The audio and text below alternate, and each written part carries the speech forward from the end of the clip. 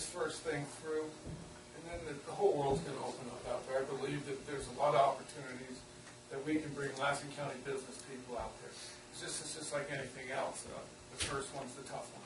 And once we get that, boy, it helps stabilize the base. It'll enrich our constituents, and we can use that vehicle. And I thought it was interesting when Colonel Lassen was here and made his presentation. Great guy. A few weeks ago, a couple months ago. You know, he talked about how one of the things, even though they have all those igloos and those big warehouses that we've all had a chance to tour, and it's like the Walmart of the Army. I mean, it's amazing what goes on there, the number of people working there and the amount of business activity. I mean, the fact that Sierra Army Depot is the single largest FedEx customer, single source in one location, customer will pick up anywhere in the country. I mean, that was a phenomenal statistic, but he was talking about the need for building, I think he was talking about in the neighborhood of 300,000 square feet of additional like warehouse complex and working on that. And at the same time, we have the proponents for some of the RFP proposals talking about doing something very similar in terms of warehousing being built on some of the airfield property. And you would think the two would be talking together, but yet when that question is broached, it's we're neither confirmed or denied. And so we've gotten a variety of stories, and I think it's important that as we make our decisions that we're able to sort that out. So obviously there's more to that than maybe is being shared, and that's the reason why I asked the question. I think go to the source and ask them, are they or are they not having these negotiations? With this thing, there's a lot of public-private partnerships being formulated now with the Department of Army, and which I will be going to that conference in Monterey in order. Watch out for those resort fees, because there is appropriate for our. Yeah. Thank you. Okay. Anything else, Richard? That's all. Now we'll take a short break till 10:30.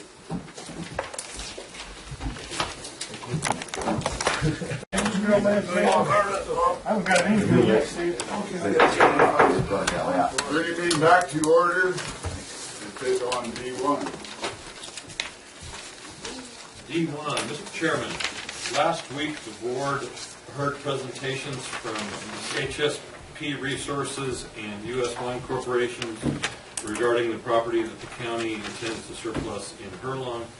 They directed that this item be re-agendized this morning for consideration of perhaps selecting one or more of the proponents and directing staff to work with Okay, with that,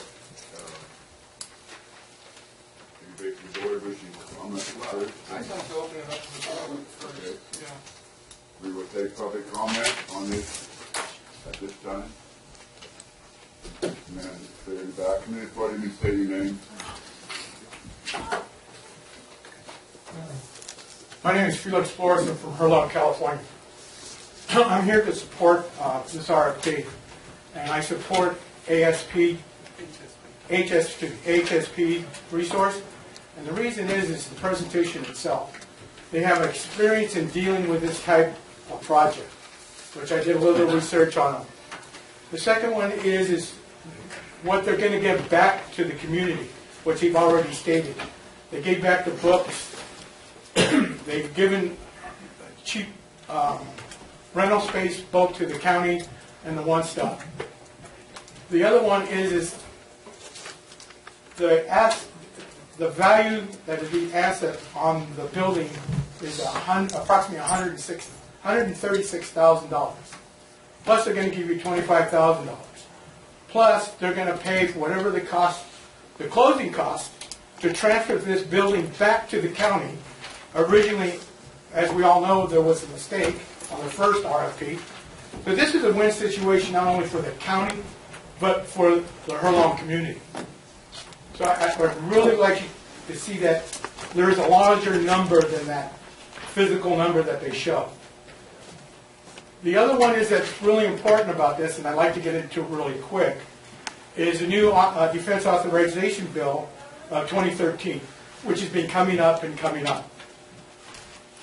I have been fortunate enough to go to Monterey a few years back to see originally how the Presidio did it in cooperation with Monterey. And it really works well. Now this has been authorized by Congress.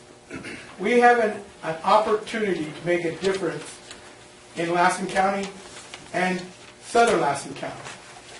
What we need to do, so we're all on the same page and we all understand each other, I encourage the board to send a supervisor, somebody from planning, and regular staff, Egan's office. The Herlong Water District, we are sending 3 of our board because this is a big opportunity for the county. It's an opportunity for the local business because if you get in a partnership, whether it's public or private, it's going to be a win-win situation for everybody. Through taxes, improving the quality of life, improving our education, everything that we've been talking about for 5 years. I mean, we really got to jump on this, think out of the box, and move this as fast as possible. The other question is about, Mr. Egan brought up about, he asked the base commander at negotiation. Well, I worked for the government for 30 years. Half that, I was vice president of a 12,000-man union. I can tell you right now, if you ask the Army something that they're negotiating with, until it's completed and approved by the chain of command, you're not going to get an answer on it. They'll be vague, but they are not going to give you a direct answer. So all this, is it happening or isn't happening, accusing it does. Trust me, there's talk, but they're not going to give you a direct answer until those negotiations are completed. So, as Tom said, he was there. Trust me, as long as I worked for DOD, this is what you're going to see until there's a done deal, and then they'll make a press release saying this is done. Thank you. Thank you, Bruce. Who's next? Better come up in the back there and state your name, sir.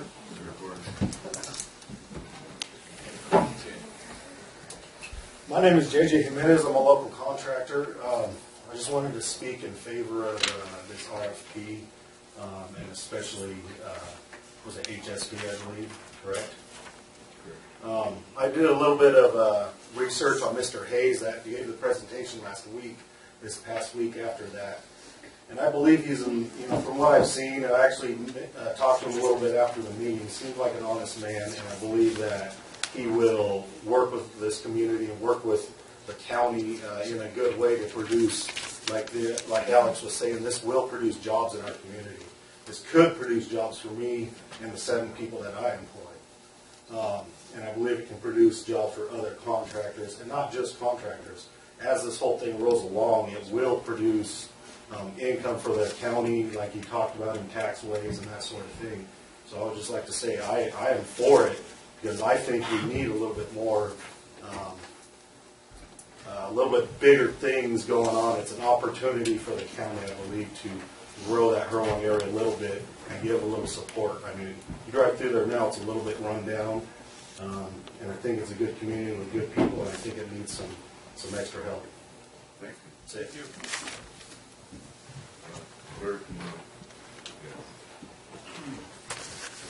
John Everett, I'm from Herlong, California.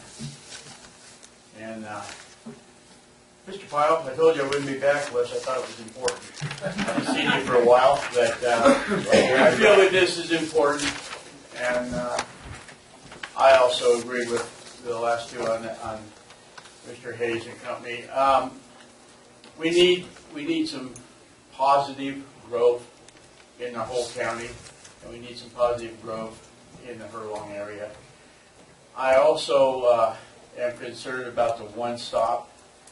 We have a very good facility there, and I'm worried about the lack of maybe it going away if the county comes back and doesn't have the money for it or whatever.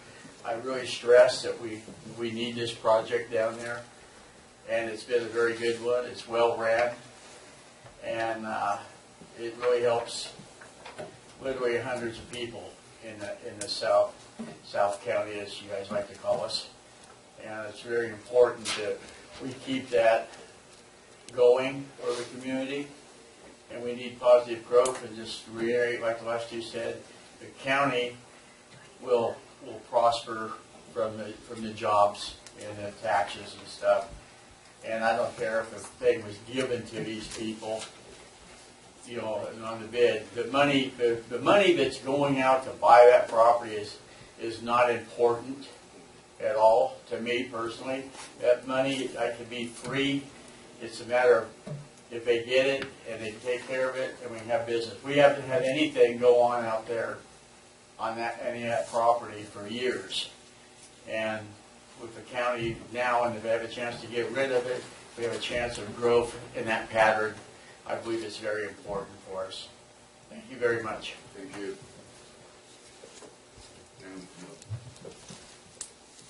Hi, my name is Barbara Keeling, and I am very much in favor of the company coming into Hurlong. They need to do something out there. It's a good opportunity for you to do something with that land.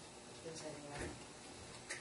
But I do have a lot of concerns about their drones that they make.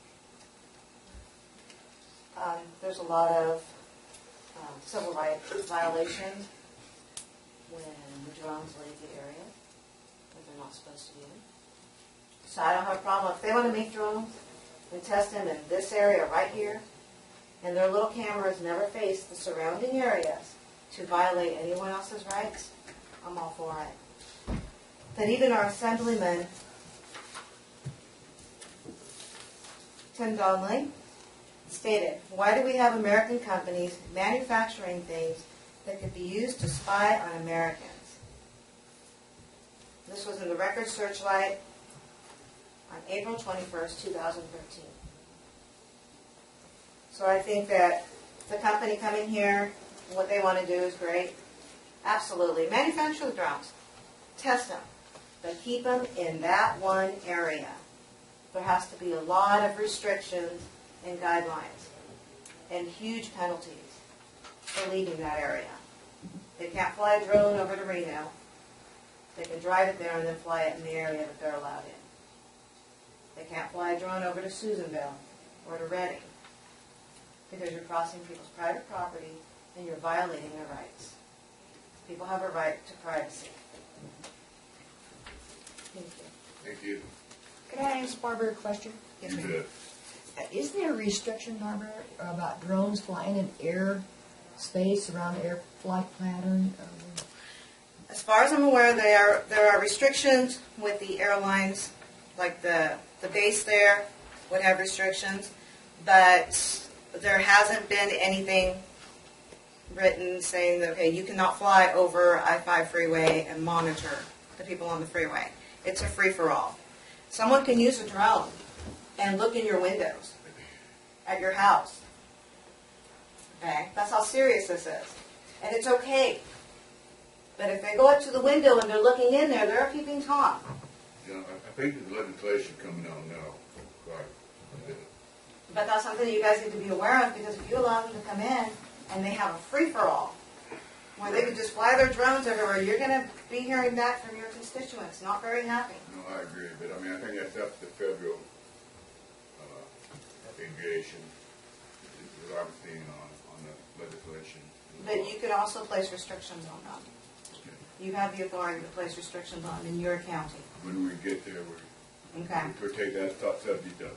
Well, just something I wanted you guys to be aware of. There's a lot of debate over the drones. I mean, even San Francisco banned them.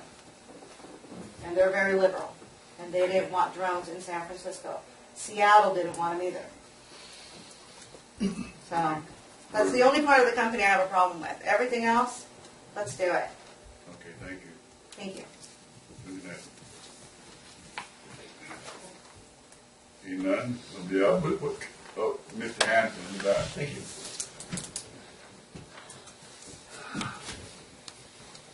Good to see you back in the boardroom. Thank you, Mr. Chairman. My name is Jack Hanson. I reside at 490-800 Horse Lake Road in Susanville, actually outside of Susanville. Just a couple of quick comments. I'm also in favor of industrial development on this property. Obviously, we have all been looking at it for quite a while. I think it's probably a diamond in the rough for Lassen County. And as far as the price of the property, as far as I'm concerned, I would agree with the statement that John made. You can give the property away, I mean, you're virtually doing it anyway, that's certainly recognized. The only thing that I would suggest, two things if I could. Humbly, I'd suggest that you reconsider all the acreage going to the property, going up for bid. I would wonder with the proposed projects, how many acres are actually required. And I think from a taxpayer standpoint, I'd like to see you retain ownership on some of the acreage. And secondly, you might want to consider a timeline that if something doesn't happen out there, and this has been a problem we've had in Lassen County over the years, we have projects that are proposed out there, they all sound good on paper, we never quite get around to them. You might want to see if you could craft into the contract a timeline to have some of the property or all the property revert back to the county if there was no performance. So, thank you. Thank you. Anybody else? Okay, we went back to the board. There's a question from the board. No? I just have a comment. That one stop is very critical to Hurlum. If it goes away, like you said, Bob, the center of our community goes away. And it's taken some pretty good hits. That, in the BRAC, in the 1990s BRAC, Lassen County lost 18% of its job force, which has not been utilized. Followed up with 200 job losses in the mill. We have not replaced those. We have not made the right maneuvers to do that. I believe we have the right master developer right now to take us to maybe to reclaim some of those jobs. Future growth is important with what's going on in Reno. If you guys heard Bob Marshall say that Reno's expecting 51,000 new jobs in the next 2 or 3 years. The one question that Bob asked them is, are you through your foreclosures? And they were. So, you know, maybe it's a hope. Maybe we can get some growth coming this way. I just see this as a domino. We start growth at that base there. Maybe we can get it coming this way. I just think that, you know, we've had that, county's had this property for how long? And then we haven't done anything out there, and it's been a kind of disservice to that whole community. I believe when you read the BRAC and when you go through a BRAC, the county's just supposed to be a conduit to get into private hands. That's my comment. Aaron, you got a comment? I got several. You know, it's been brought up, you know, that the one-stop out there is essential to the community furlong. And it is, and that was one of the reasons why, you know, when this whole thing came up over a year ago, that I pushed for the referee clause. And as a board, they decided not to do that. So it wasn't essential now. I don't know what's so essential about it right now if it wasn't essential back at the time. As far as the valuation of it goes, you know, I'm going to throw a different spin on it. Everybody's kind of looking at it as a commercial industrial thing. If you look at it from a grazing side of things, granted the ground out there isn't very productive, so if you limit it to 100 acres to graze one cow out there, I did a little math. 3,400 acres divided by 100 acres of cow, that puts you 34 cows. 34 cows at $25 a month is testimony we heard today from the Ag Commission as well as other board members, and that valuation I put on was $25 a month. $850 a month. If you graze out there for 5 months, $850 times 5 months. That's $4,200 a year, $4,250 a year. If you go on a long term, 30-year loan, you just for 25 years, $4,250 for 25 years, that's $106,000 of what that property is worth to somebody that grazes. And today we're looking at, you know, possibly just giving away for $35,000 or $25,000 plus a building that nobody wanted to get. Nobody wanted to fight for it, you know, over a year ago. Anyway, those are my two things, you know, and the other thing, you know, is we have two very unique, different, and highly potential proposals coming up. And this all, you know, I suggest, you know, we break this up to let other people, you know, look at participating in this, you know, rather than just one whole bidder. And that was shot down, so now here we are at another crossroads and potential dilemma.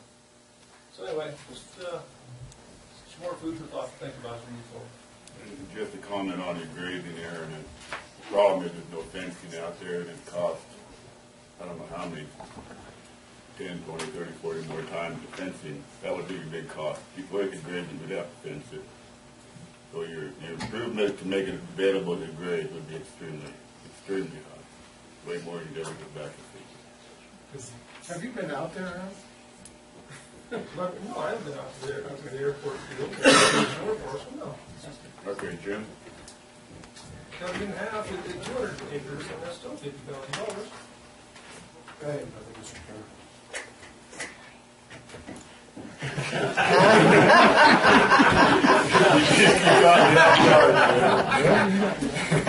You got me off guard. Okay, my belief is the government's held this property way too long. It's time to turn it over to the private sector. And we put out a bid which was low cost or true, and I wouldn't want to have to change that bid today. So I think it's our responsibility. Once the bid's out, the bid come, turn it over to the bidder and let the private sector hopefully do the right thing. We have a motion to, I move that we not accept any of the proposed offers, and we go back to RFP and resubmit it again, maybe break it up and do it a little different. we have a motion. Do we have a second? I'll second the motion. We got a motion and a second. More discussion. Mr. Chairman, if I could, under discussion, I would like to say that, I think the RFP has a number of defects in it. There were some concerns that were raised last fall when the motion was passed, but not by unanimous vote. I voted no on the RFP because of the perceived defects in there. It does not have a minimum bid requirement. I think we talk about the value of the land, and I'm not into grazing, so I can't relate to the figures that Mr. Albaugh has presented there, but $10 an acre, I think is an extremely low value on that particular property, and I think the board's open for criticism. We obviously have a building that's been offered back to us when it was given to the parties by mistake, and if it was that valuable of a building to have, the county should have exercised the referee clause, or more importantly, the person who acquired it should have just given it back to the community for that. I do appreciate the fact that he has been committed to maintaining the building for the community, and he should be given credit for that. The value of that building, though, I think is a question of dispute. Whoever you talk to, you'll get a different value on it. So I think that that in itself, I think, undermines the credibility of the whole RFP response.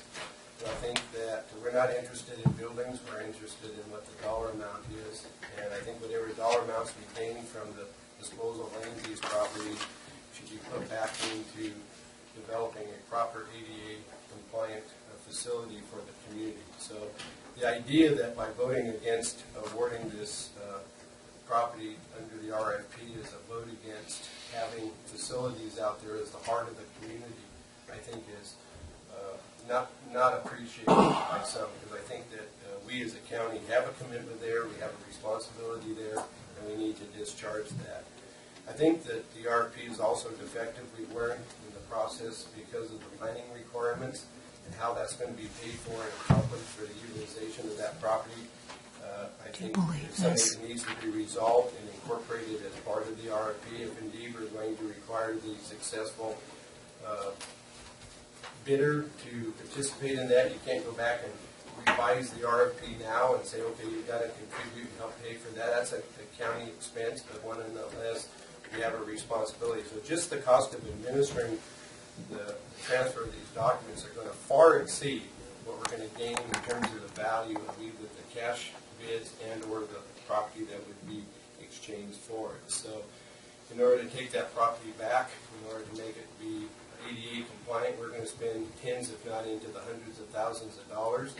So that becomes part of the liability that we inherit there. We just seem to always make the wrong decision on the pretext that we're doing something for the public interest. I don't think the public interest is served by this RFP, the process, and the defects, and if the action is taken by this board to award that, I think it further aggravates what I think is the schizophrenic nature. I mean, we accepted this property from the Army not for the purpose of maintaining it for 10 years. In fact, that's been a debate, and as one board member, I've been extremely critical over the last 10 years over the idea that county staff and the board and county administration held in the past, not the current people, I don't want to indict them, but in the past, that had this fancy idea that we were going to be property managers and we're going to be Donald Trump and we're going to create all this activity.